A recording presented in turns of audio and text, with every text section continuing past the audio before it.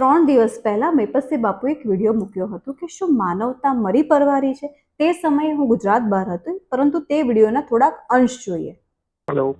હા, તમારા મમ્મી બાપ થઈ ગયા છે, તમે આવવાના છો? માનવતા મરી પડવાની છે.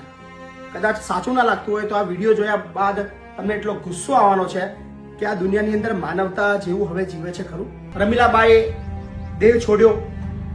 અમને એવું હતું કે યાર ચલો હવે આ દુનિયામાં બા નથી હવે રહ્યા તો કદાચ એની દીકરી એનો દીકરો ચોક્કસથી એને મળવા માટે આવશે.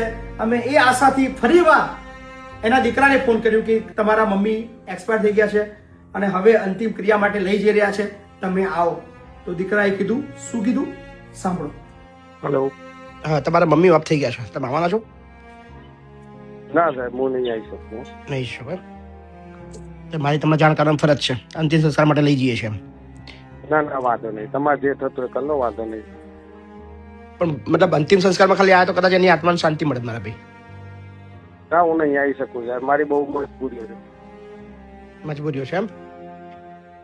કઈ વધારે ચલો. હા ને ભાઈ, મહિપતસિંહ બાપુ મારા મોટા ભાઈ સમાન છે. હું તમને કહેવા માંગીશ કે જો તમને યોગ્ય લાગે ને તો આ બાની સ્મશાન ખાતે જે અંતિમ વિધિનો ખર્ચ થયો હોય ને તે હું આપવા તૈયાર છું. કારણ કે જીવનમાં માનું જે મહત્વ હોય ને તે મારાથી વધારે કદાચ કોઈ નહીં જાણતું હોય.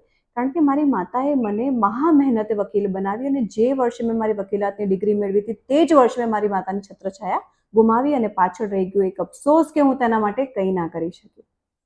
અને અંતે બાપુ, માનવતા તો હજી ગુજરાતના ઘણા બધા યુવાઓમાં જીવિત છે અને એટલે જ આજે ગુજરાતના ઘણા બધા યુવાઓ કોઈને કોઈ રીતે આશ્રમ, સંસ્થા કે અન્ય કોઈ રીતે મદદ પૂરી પાડતા હોય છે. અને હવે વાત છે ગુજરાતની જનતાની, તો જો તમારાથી થાય ને તો ફૂલ નહીં તો ફૂલની પાકડી, પણ આવી રીતે સંસ્થાઓમાં મદદરૂપ થતા જ રહેજો. જય ભારત, જય જય ગરવી ગુજરાત.